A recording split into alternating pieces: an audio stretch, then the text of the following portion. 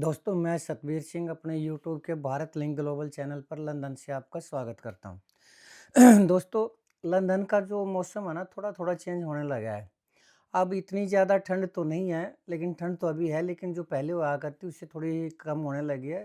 Temperature बढ़ने लग रहा है, इसलिए मैं भी रिकवरी करने लग रहा हूँ और आज कई दिन के बाद लगभग 1 हफ्ते बाद मैं वीडियो बनाने की कोशिश कर रहा हूँ। उम्मीद है कि आज थोड़ा बोलने की कैपेसिटी होगी थोड़ी मेरी। तो दोस्तों आज का ये जो हमारा वीडियो का टॉपिक है वही है जो मैंने पिछली वीडियो में बताया था, वो है राज्यसभा के इलेक्शन हरियाणा के अंदर 2 सीटों पर। तो इन 2 सीटों में दोस्तों जैसा कि मैंने बताया था बिल्कुल वैसा ही हुआ और मैंने ये कहा था कि ये अमूमन दूसरी सीट भी सतीश नांदल जी जीत जाएँगे। टेक्निकली रूप से तो भले ही इसमें करमवीर बोस जो कांग्रेस के उम्मीदवार है वो जीत गए हों, लेकिन इसमें सतीश नांदल की भी एक तरह से ये जीत है।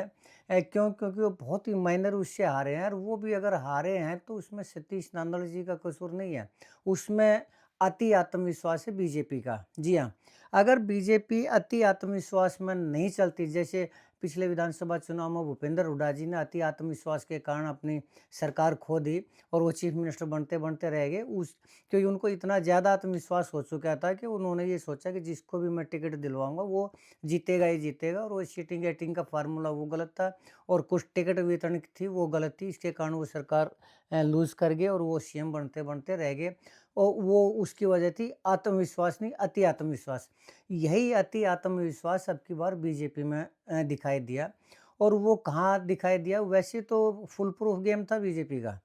जिसको न जो चर्चाएँ चल रही है उनके अनुसार जिसको धमकाना था उनको धमकाया, जिसको पैसे की ऑफ़र देनी थी। अब मार्केट में जो बात चल रही है, अब हरियाणा के अंदर जो चर्चा चल रही है जनता में कि भाई 20-20, 25-25 करोड़ रुपए एक-एक उसको दिए, तो उसने वो अगर ये चर्चाएँ सही हैं, तो उसने ये अपनी तरफ से तो ठीक किया, लेकिन एक जगह चूक गई बीजेपी और वो चूक गई अभय चौटाला जी को साधने में, इनेलो को साधने में। क्यों?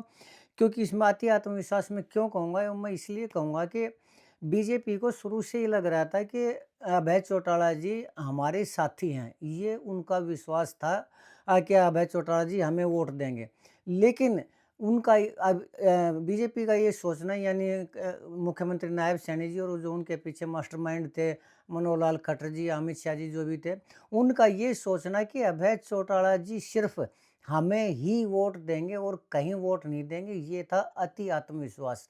और शायद इसी अति आत्मविश्वास के कारण, जैसा कि अभय चौटाला जी ने, मैं देख रहा था वीडियो देख रहा था, तो उसमें शायद अभय चौटाला जी या दीपेंद्र हुड्डा जी कह रहे थे कि एक-एक सीट के लिए 25-25 करोड़ 20-20 करोड़ रुपए की ऑफ़र दी गई। तो अगर ये अफ़वाहें सच है, मुझे नहीं पता ये सच है या झूठ है, कि अगर ये अफ़वाहें सच हैं, तो इनेलो के पास थे 2 विधायक। तो अगर उन्होंने ये सोचा, इसने बीजेपी ने ये सोचा, या बीजेपी के जो कर्ता-धर्ता थे, इस खेल के पीछे जो थे, उन्होंने ये सोचा कि 2 उम्मीदवार, उन 2 विधायक हैं उनके पास, जैसे ही तो औरों को दे रहे हैं, अगर हम अभय चौटाला जी को भी देंगे तो शायद ये 25-25 करोड़ भी होगा तो 50 करोड़ रुपए में काम चल जाएगा, हो सकता है ये सोचा हो। लेकिन मेरा ये मानना है कि जो अफ़वाहें चल रही है कि 25-25 करोड़ एक-एक विधायक को दिए गए, तो वो जो विधायक थे, वो एक सीट के थे, एक विधायक था वो, जबकि अभय चौटाला जी एक पार्टी के प्रमुख हैं और उन्होंने 90 सीटों पर चुनाव लड़ना था और अभय चौटाला जी की जितनी कैपेसिटी है, अगर वो ये मान के चले बीजेपी कि ये भी 20-20, 25-25 करोड़ का, तो अगर ऐसा हुआ और ये सोच थी, तो ऐसा मेरे हिसाब से तो अंडर एस्टिमेट किया उन्होंने अभय चौटाला जी को। और शायद अगर उनकी ये सोच होती कि अगर वो उनको 100-100 करोड़ रुपए की, अगर वो जैसी कि अफ़वाह है उसके अनुसार, ये मेरी अपनी सोच है। मैं ये नहीं कह रहा कि बीजेपी की सोच थी या बीजेपी ने ऑफ़र दिया 25 करोड़ का या 20 करोड़ का, या फिर अभय चौटाला जी ले ही लेते उसको। ये मेरा अपना सोच है, मेरा अपना विश्लेषण है। उसमें किसी तरह की प्रामाणिकता नहीं है, ये सिर्फ़ मेरी सोच है और जो हरियाणा की जनता के अंदर जो अफ़वाह चल रही है, उनके अनुसार मैं अपना विश्लेषण कर रहा हूँ। इस चीज़ को एनालाइज़ कर रहा हूँ कि अगर ऐसा है, तो मेरे हिसाब से अगर बीजेपी 100-100 करोड़ रुपए यानी टोटल 200 करोड़ देती, तो शायद वो वोटों को शायद ले सकती थी। और अगर ये वो जितना औरों का वो किया, जो चर्चा के अनुसार अगर उतना ही लगाया, तो ये अभय चौटाला जी कि मेरे हिसाब से जो उन्होंने फैसला लिया वो ठीक लिया। लेकिन खैर अभय चौटाला जी ने क्या सोचा है, क्या नहीं सोचा, ये हम इसी वीडियो में आगे चर्चा करेंगे। तो ये मेरा अपना मानना है कि यहाँ बीजेपी से चूक हो गई और वो सीट जीतते-जीतते हार गई। चलिए, अब बात करते हैं इसकी कांग्रेस की। तो कांग्रेस में दोस्तों जितना अब की बार मैं मानता हूँ कि होमवर्क तो किया भूपेंद्र हुड्डा जी ने, दीपेंद्र हुड्डा जी ने, और अपनी तरफ से पूरी ताकत भी लगाई। और ये भी सच है कि अगर इतनी ताकत वो पिछले विधानसभा चुनाव में लगा देते और इतने टाइट होकर न काम करते, तो मेरे हिसाब से पिछली बार भी चुनाव जीत जाते। लेकिन अब की बार उनसे भी कहीं न कोई कमी रही है। मेरा अपना ये मानना है कि कहाँ कमी रही है, तो पहले तो हम इसके ऊपर थोड़ी-सी चर्चा करना चाहेंगे। तो जैसा कि चर्चा है कि 5 वोट तो क्रॉसिंग हुए, और मैंने अपने वीडियो में भी कहा था कि कहाँ-कहाँ से क्रॉसिंग होगी, कहाँ-कहाँ के जो वोट हैं वो रद्द किए जाएँगे और किस तरीके से रद्द किए जाएँगे। मैंने अपनी पिछली वीडियो में सारा बता दिया था, आप मेरी पिछली वीडियो देख सकते हैं। अगर हम ये कहें कि वोट क्रॉसिंग किस-किस ने की है, तो जैसे कि चर्चा चल रही है, एक तो शैली चौधरी जी हैं, उसकी वोट क्रॉसिंग लोग कह रहे हैं कि उसकी वोट क्रॉसिंग हुई है, एक रेणु बालाजी की वोट क्रॉसिंग हुई है, एक ये मोहम्मद इसराइल की वोट क्रॉसिंग हुई है, एक चौधरी इलियास है उनकी जो वोट है वो क्रॉसिंग हुई है, और एक हुई है क्या नाम, जरनैल सिंह जी की। जरनैल सिंह जी की वोट क्या है वो क्रॉस हुई है, यानी वो वोट गई है बीजेपी के पास, ऐसा सुनने में आ रहा है। और दूसरी बात ये है कि जो कैंसल वोट हुई है, वो कैंसल वोट हुई है, एक तो कुलदीप वत्स जी की सुनने में आ रही है, एक मंजू चौधरी जी की आ रही है, एक परमवीर जी की और एक गोकुल सेतिया जी की। तो इसमें मैं भूपेंद्र हुड्डा जी की या कांग्रेस की कमी इसलिए मानता हूँ कि इनमें से ऐसे बहुत से हैं जिनका मैंने हिंट दे दिया था कि ये क्रॉसिंग हो सकती है और यहाँ पर ये कैंसल हो सकती है। तो उन्होंने क्या किया, भूपेंद्र हुड्डा जी ने क्या किया इनको रोकने के लिए। सबसे पहली बात तो ये है कि मैंने ये कहा था कि जो शैलजा जी हैं, कुमारी शैलजा जी, चाहे कुछ भी हो जाए, वो भूपेंद्र हुड्डा जी नहीं चाहेंगे कि इस जीत का जो क्रेडिट है वो भूपेंद्र हुड्डा जी को मिले। और अब की बार राहुल गांधी जी ने पूरा का पूरा छोड़ दिया था भूपेंद्र हुड्डा जी के ऊपर। तो ये तो हो ही नहीं सकता था कि कुमारी शैलजा जी अपने आदमियों की वोट भूपेंद्र हुड्डा जी को दिलवा दें, करमबीर बोध को दिलवा दें। ऑब्वियसली है, उनके आदमियों ने जैसे ही क्रॉसिंग में, उसमें भी उनका जो नाम सुनने में आ रहा है, वो क्रॉसिंग की। अगर इस मामले में राहुल गांधी जी थोड़े से टाइट होते हैं और भूपेंद्र हुड्डा जी अगर इस मामले में उनसे कोचिंग दिलवा देते राहुल गांधी जी से कुमारी शैलजा जी को, तो वो ज़्यादा बेटर होता और शायद उसमें 1-2 सीट का फ़र्क पड़ सकता था। लेकिन अगर अकेले भूपेंद्र हुड्डा जी ये सोचे कि उनके वोट आ जाएँगे, तो मैं नहीं मानता कि कुमारी शैलजा जी अपने आदमियों के वोट उनको दिलवा देंगी। करमबीर जो बोध थे उनको, ये मेरा अपना विश्लेषण है। अगर हम बात करें मैन टू मैन बात करें, तो शैली चौधरी जी जिनकी बारे में सुनने में आ रहा है कि वो क्रॉसिंग हुई है उनकी वोट, तो क्या भूपेंद्र हुड्डा जी को नहीं पता था कि शैली चौधरी जी के जो हस्बैंड है रामकिशन गुर्जर जी हैं, उनके ऊपर कोई केस चला हुआ है, आत्महत्या में के लिए उकसाने का केस चला हुआ है? क्या उन्होंने ये आइडिया नहीं लगाया होगा कि बीजेपी ने उनको धमकी दी होगी या फिर उनको जेल जाने की, या उसका वो करके ना उनकी वोट को अपनी तरफ कर लिया होगा? क्या ये संभावना नज़र नहीं आई भूपेंद्र हुड्डा जी को?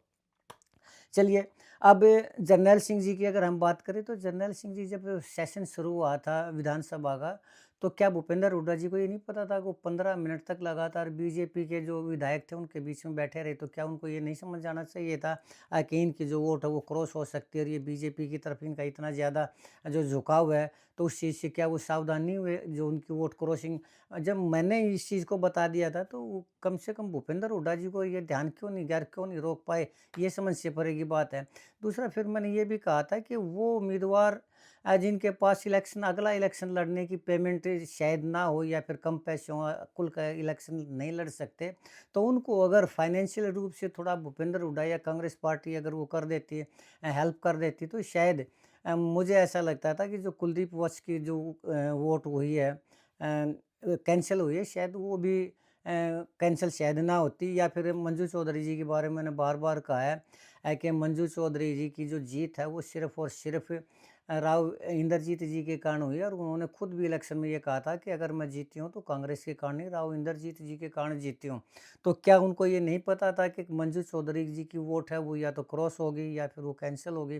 क्या भूपेंद्र हुड्डा जी को नहीं चाहिए था कि मंजू चौधरी जी की वोट को अपने हिसाब से वो कर लेते, मेंटेन कर लेते? परमवीर जी का भी वोट कैंसल होने के बारे में सुनने में आ रहा है, और जो गोकुल सेतिया जी हैं, उनका तो मैंने कई वीडियो में लगातार कहा है कि जिस हिसाब से उन्होंने नायब सैनी जी की की तारीफ़ की है और जिस हिसाब से उन्होंने अपने विकास कार्यों के लिए कहा और जो नायब सैनी जी उनके घर चाय पीने के लिए गए हैं, तो क्या ये अंदाज़ा लगाना मुश्किल था कि गोकुल सेठिया जी की वोट कैंसल होगी? चाहे किसी भी बहाने से हो, किसी भी कारण से हो, तो उन उसका अरेंजमेंट करना चाहिए था। तो ये कुछ ऐसी वोट थी जो कम से कम जिनके बारे में मैंने अपने वीडियो में पहले बता दिया था और उनके बारे में भी सावधान नहीं है या उनको मैनेज नहीं कर पाए भूपेंद्र हुड्डा जी या दीपेंद्र जी या सॉरी दोस्तों, अभी तबीयत थोड़ा हुई नहीं है, लंदन का जो अभी थोड़ा-थोड़ा रिकवरी करने लग रहा हूँ। तो ये मेरा मानना ये है कि ये कमी रही है भूपेंद्र हुड्डा जी की, अगर इन कमियों पर वो काम कर लेते, होमवर्क अच्छी तरह कर लेते, तो शायद और भी ज़्यादा अच्छे तरीके से जो करमवीर बौद्ध जी थे, उनकी जीत हो सकती थी। और इस मामले में चलिए टेक्निकली रूप से तो कह सकते हैं कि करमवीर बौद्ध जी जीत गए हैं, लेकिन उसका जो श्रेय है, भूपेंद्र हुड्डा जी को इतना ज़्यादा नहीं मिल पाएगा, जितना ज़्यादा मिल सकता था या जितनी ज़्यादा क्लियर उनकी वोट हो सकती थी। अब बात करते हैं अभय चौटाला जी की। मैं मानता हूँ दोस्तों कि अभय चौटाला जी ने वास्तव में अब की बार परिपक्वता की पॉलिटिक्स की है। क्यों? क्योंकि ये उम्मीद नहीं थी, मुझे भी उम्मीद नहीं थी और मैं भी ये मान रहा था कि अभय चौटाला जी जो सहयोगी है, जिस हिसाब से विधानसभा में बीजेपी के सहयोग से सुनने में आ रहा था कि टिकटों का वितरण किया है। दोस्तों, अब बात करते हैं अभय चौटाला जी के। अभय चौटाला जी ने वास्तव में अब की बार परिपक्वता की राजनीति दिखाई है और ये दिखाया है कि एक तरह से उन्होंने ये मास्टर स्ट्रोक खेला है। क्यों? क्योंकि पिछले क्योंकि पिछले विधानसभा चुनाव में उनके ऊपर ये आरोप था कि वो बीजेपी के साथ मिलकर चुनाव लड़ रहे हैं और टिकटों का वितरण भी उन्होंने बीजेपी के कहने से किया है।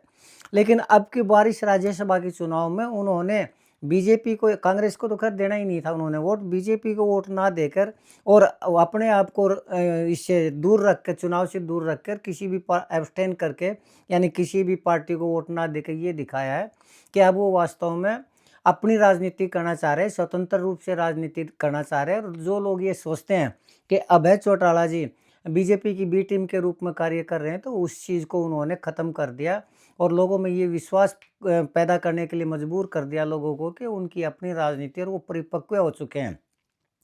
और ख़ासकर ओम प्रकाश चौटाला जी के निधन के बाद जिस हिसाब से वो मेहनत कर रहे हैं और इसमें पार्टी को आगे बढ़ाने लग रहे हैं, इन्हें लोग को बढ़ाने लग रहे हैं और आज उनका ये फैसला है, ये कम से कम आने वाले टाइम में उनके लिए फ़ायदा करेगा और 2029 के चुनाव में यकीनन उनकी जो सीट है वो बढ़ेंगी।